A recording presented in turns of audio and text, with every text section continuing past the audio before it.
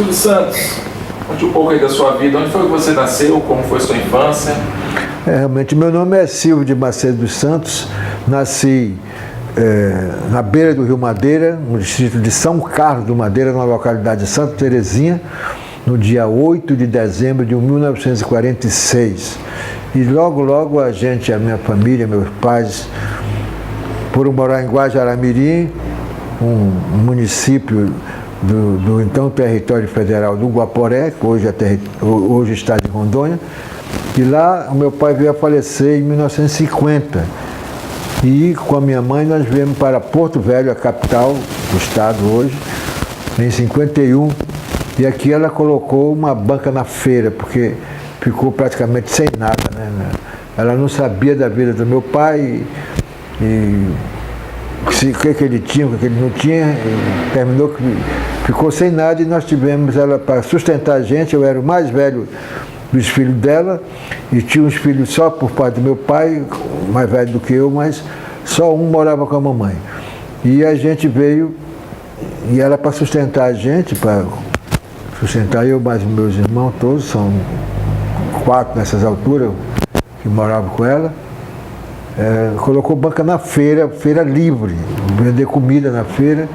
Essa feira funcionava em frente ao Palácio do Governo do território de Rondônia na época, e nós ficamos nessa feira até quando ela mudou, e eu junto com ela, carregando água para a banqueira, vendendo mingau, brigando. Eu fui um menino muito taquino, era brigador mesmo, eu ganhava dinheiro, os feirantes, os donos de boxe da feira, eu tinha um apelido que chamava de buchudo, eu sempre tive um apelido na vida.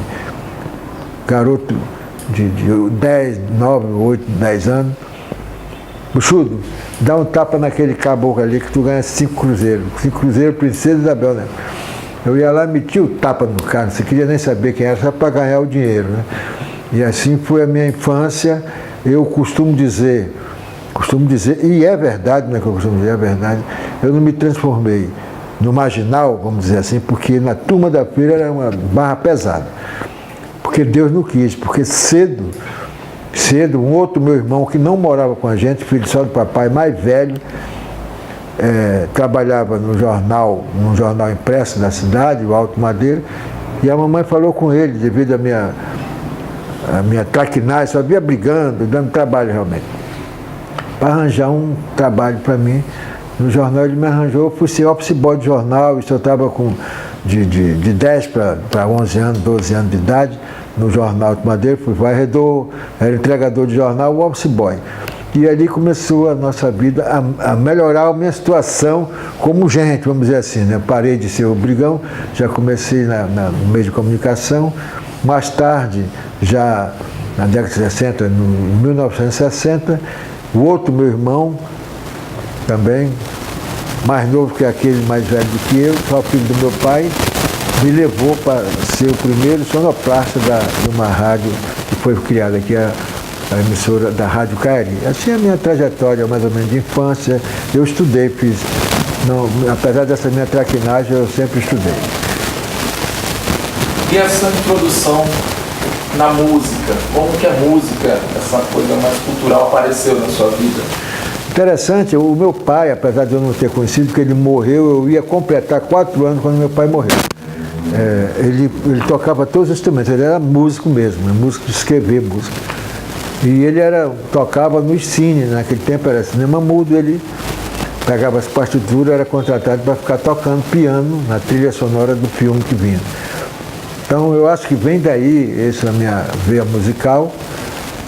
Eu, apesar de não ter aprendido a tocar nenhum instrumento, a não ser instrumento de percussão, que eu sei fazer alguma coisa, mas eu tive o dom de ser compositor. Eu componho música, não sei como, mas eu componho, faço música, faço letra, e tem algumas músicas minhas que até viraram sucesso e são elogiadas pelas pessoas que entendem. Mas esse é um dom que eu acho que veio já do meu pai e do meu avô também, por parte da mamãe, né? Que ele também era músico. Meu avô, seu Bento José de Macedo, um dos lá de São Carlos. Minha mãe, por exemplo, o nome do meu pai era José Caminha dos Santos, mais conhecido como Zeca Totó, e a minha mãe Inês Macedo dos Santos. Tudo, a minha mãe de São Carlos também e o meu pai de Humaitá. E a questão do boi-bumbá, como apareceu na sua trajetória? Como eu estou dizendo, desde a infância, desde criancinha mesmo, o boi-bumbá está entremeado na minha vida. Por quê? A gente foi morar num local que era perto da residência do governador do território. E quando chegava a época das festas juninas, os bois bumbás, todos os bois da cidade, e aqui tinha bastante boi-bumbá, na minha cidade tinha bastante boi-bumbá, e a primeira saída do curral, que a gente chamava, para fora do curral deles, ia na casa do governador. E a nossa casa ficava pertinho da casa do governador, na rua que dava acesso à residência do governador, e todo ano o boi tinha que passar na frente de casa. Queira ou não queira, o boi no primeiro dia, geralmente os bois saíam, depois de batizado, a tradição do boi-bumbá diz que ele tem que ser batizado até a véspera de Santo Antônio, quer dizer, no dia 12 de junho, dia dos namorados. Então, pela tradição do boi-bumbá, o boi tem que ser batizado até o dia 12 de junho, dia véspera de Santo Antônio. Depois dessa data é que o boi pode sair do seu curral para ir brincar, seja lá onde for. E naquele tempo o boi saiu, primeira vez do curral, para brincar na casa do governador. E tem até uma toada que eu lembro da época, dizer, eu queria essa beleza para ser um homem educado, eu queria dar um viva ao governador do estado. Aí vem, porque era muito bacana, os boi passavam em frente de casa, e eu criança, menino mesmo, todo menino, e já traquindo, eu já falei que eu era, segui o boi, isso era à noite, na boca da noite, 7 horas da noite, 8 horas, os boi iam se reunir em frente à casa do governador, que era bem perto da minha casa, menos de 200 metros da minha casa, da casa onde a gente morava. E lá cantando, eu ficava apreciando os amos antigos, o amo era o tirador de verso do boi, cantando as suas toadas. E depois aqui, que a gente chamava a nossa turma da feira, a gente fazia o nosso boi de caixa, às vezes de papelão, às vezes caixa que vinha sabão, o sabão na época vinha nas caixas, cachaça vinha de caixa grande, e a gente pegava, entrava debaixo daquela caixa, a gente ia no curro, o matadouro de boi, que era também perto no centro da cidade, e pegava a cabeça de verdade mesmo do boi, que a gente jogava no mato antes, com chifre, e pegava naquelas caixas, né, caixa de madeira, e saía brincando à noite de boi, só um atrás do outro. Ei de lá, oi de cá, ô Mauá, vou te levar. E essas brincadeiras, lá vai, lá vai, lá vai, lá vai, queremos ver. Lá vai meu boi de caixa, fazendo a terra tremer. São as toadas que a gente cantava e se canta na brincadeira do boi tradicional, quando o boi sai pela rua.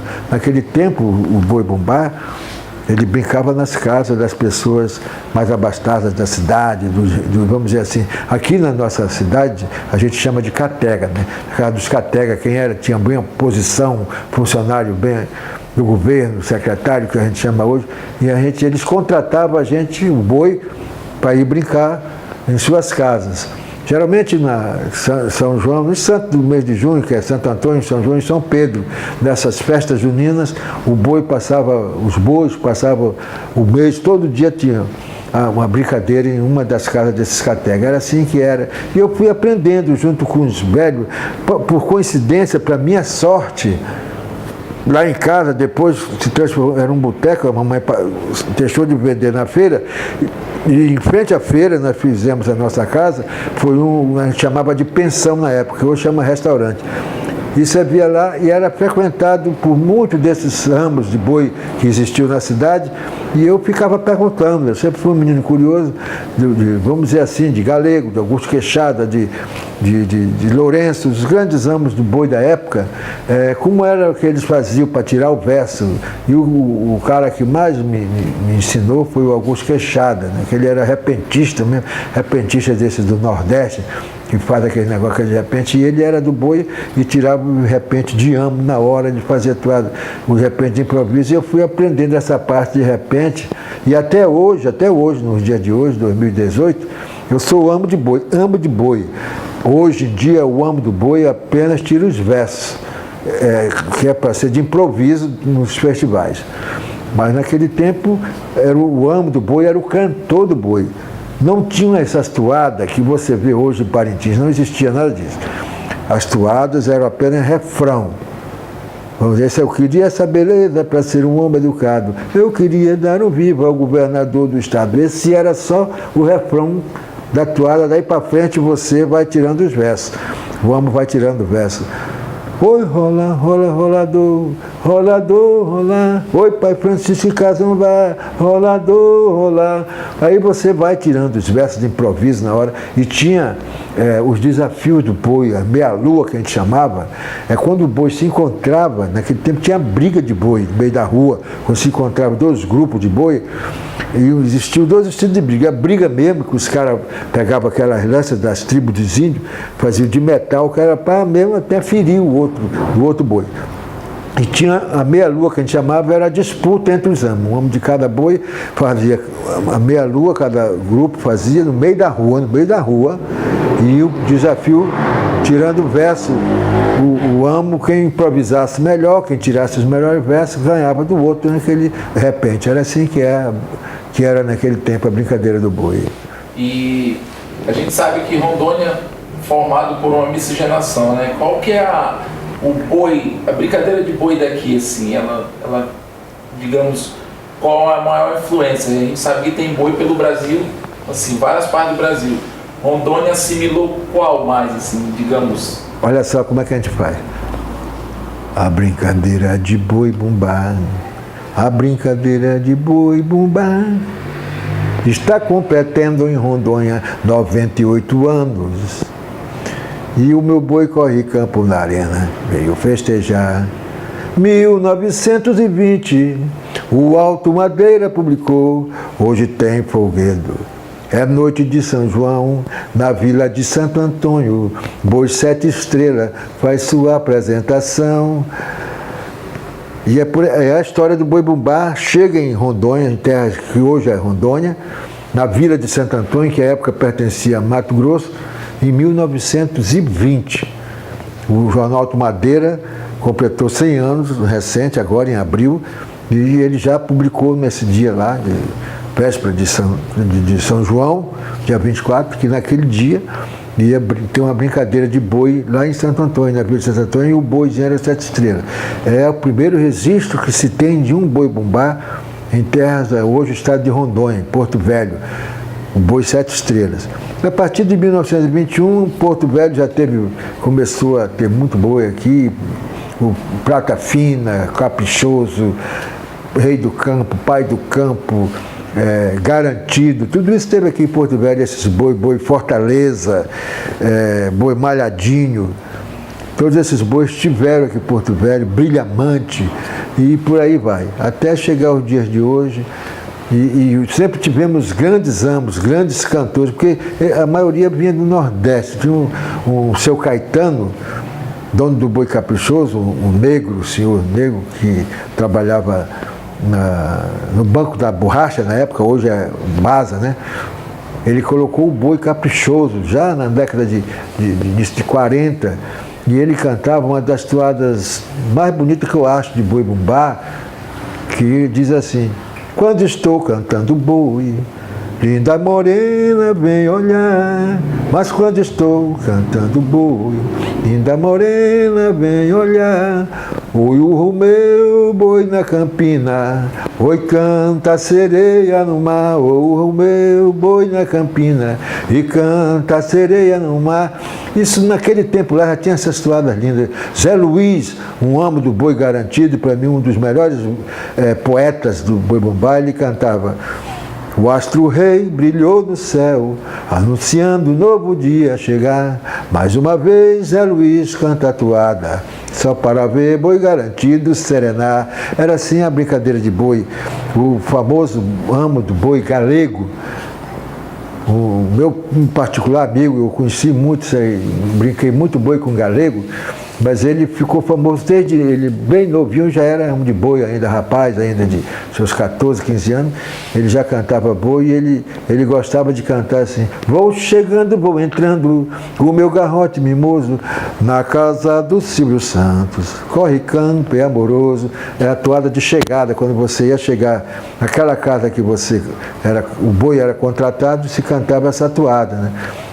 Porque o boi bumbá segue um ritual. Tem a toada de chegada, tem a toada de meio, tem um ritual, e tem a toada de saída, né? Adeus, casinha de telha, criada no arvoredo. Aí é a toada de despedida. E sempre teve treinado em mim a brincadeira de boi bumbá. E por esse meu conhecimento com essas pessoas que faziam o boi da época, eu conto a história do boi hoje. Eu tenho um projeto que a gente já desenvolve nas escolas, tem em ações, em projetos do SESC, né? Contando o alto do boi. A gente faz uma pecinha, junta alguém, um grupo de dança, e faz, na presença das crianças das escolas, o alto do boi bumbá. Hoje, com a figura da sinhazinha, o miolo, que muita gente chama de tripa, mas aqui em Porto Velho antigamente era miolo, que dança debaixo do boi.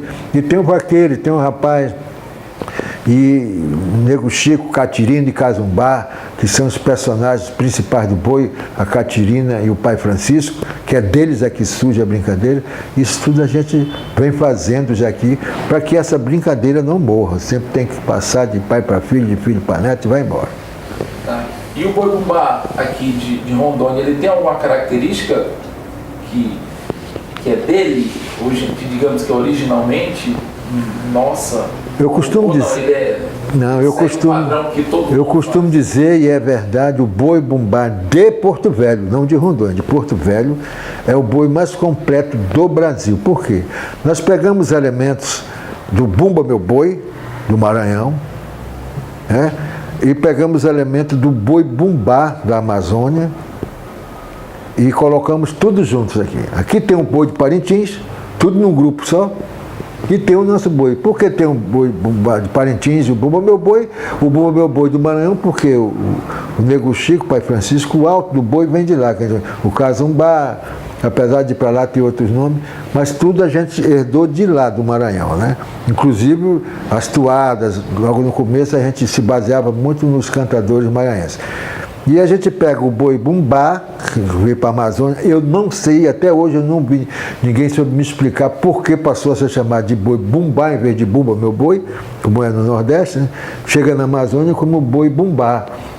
E aqui a gente introduz a figura dos rituais indígenas, né? Coisa que não tem no Bumba Meu Boi.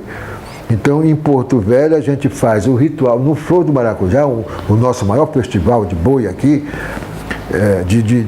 não só de boi, de folclore, quadrilha e todas as danças folclóricas. A gente, no Maracujá, a gente apresenta isso. Todos os bois, aqui em Porto Velho são mais de 10 grupos de boi, todos os bois apresentam o boi, a parte da sinhazinha, da cunhaporanga, da rainha do folclore, a rainha da marujada, porta-estandarte. Isso vem do boi de Parintins. O boi do nosso boi tradicional é pai Francisco, Cazumbá, mãe Maria, que tem os doutores da vida, doutor Cachaça e doutor Relâmpago. E o bicho folharal também não tem? Aí entra o bicho folharal, que é característica só do boi de Porto Velho. Você não vê bicho folharal em mais nenhuma brincadeira de boi no Brasil.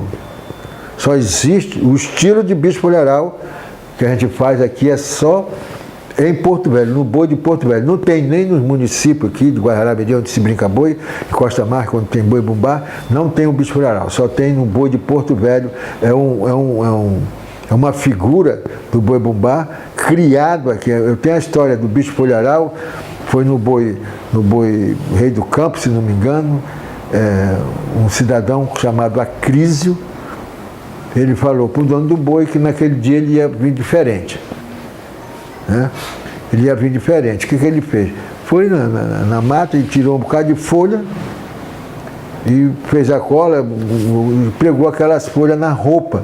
E quando ele chegou no terreiro onde estava o boi, que era no dia do batizado do boi, ele chegou no terreiro e ninguém sabia quem era. Aquele negócio todo coberto de folha, aquele negócio todo, ninguém sabia. Foi que o dono do boi lá, se lembrou que o Acris tinha dito que era o Acris, isso é o Acris. Aí passou a chamar ele um bicho folharal, aí começou daí o bicho folharal, isso é na década de 50, né? Para cá e pegou no boi. Hoje é um quesito de julgamento no Festival de Boi-Bumbá de Porto Velho. Parintins, você vai dizer, mas eu vi o boi tal de Parintins cantando toada do bicho folharal. Tem uma toada muito bonita, mas esse bicho folharal que o boi de Parintins canta é o curupira. Não tem nada a ver com o nosso bicho folharal.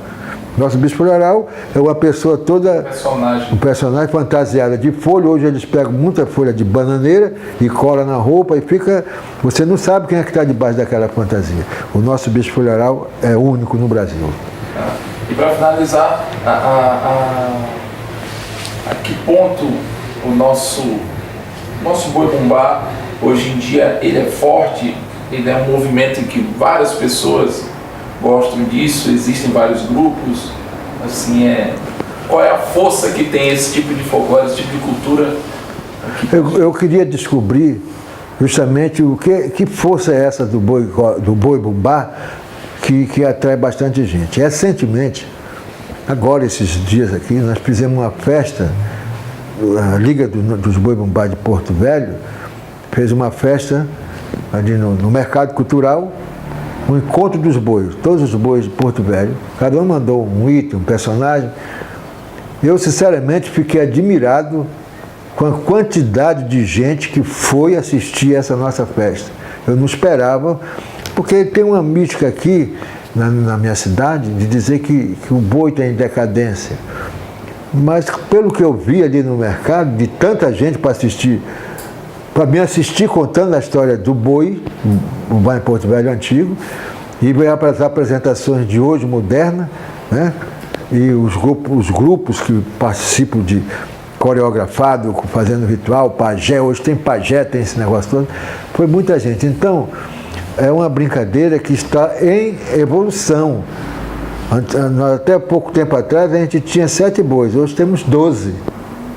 Porto Velho indo para o festival que a gente chama do Arraial Flor do Maracujá, entre boi adulto e boi mirim. Então são 12 grupos de bois se apresentando num festival, o que não é fácil. Então isso quer dizer que o boi-bumbá, ele permanece, essa cultura que veio há muito tempo para o Brasil, como Bumba Meu Boi, boi de canastra, boi de reis, porque tem boi de todo tipo, boi de mamão de Santa Catarina, e na Amazônia boi-bumbá. Ela vai permanecer por muito tempo, porque se você for no ensaio de boi, numa brincadeira de boi, o que tem de criança prestando atenção, isso nos garante o futuro da brincadeira.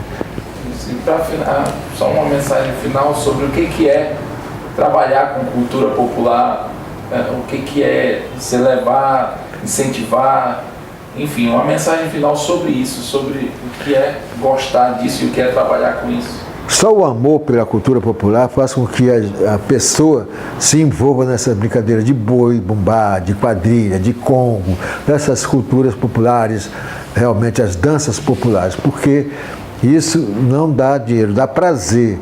É um grande prazer você estar vestido naquela roupa, no meu caso, de amo do boi, com aquele chapéu, com aquela roupa toda colorida. Eu gosto disso, de estar lá se apresentando para o público, tirando versos, sendo aplaudido. É amor, a gente sente o negócio. Eu estou nessa vida aqui desde criança, como eu falei. E já estou com 70, vou completar 72 anos esse ano. E ainda não pretendo parar, porque é um negócio que eu digo, esse ano eu vou parar, não quero mais. Mas que nada, quando chega o movimento, quando chega o mês de maio, que a gente começa a falar da cultura, os ensaios, eu quero estar perto, quero estar dentro, quero estar envolvido.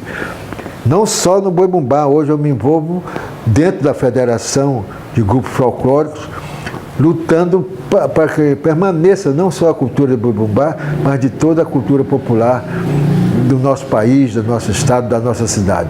Isso não pode morrer, tem que existir.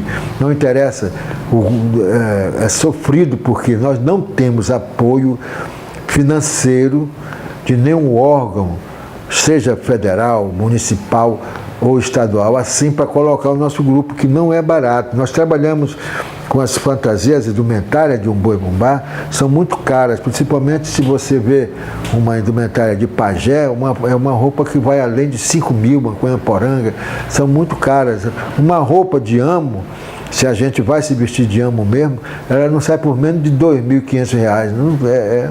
Então, é muito amor, e eu tenho isso dentro de mim, eu defendo a cultura popular, por onde eu vou nesse Brasil, principalmente a cultura da minha cidade e do meu estado.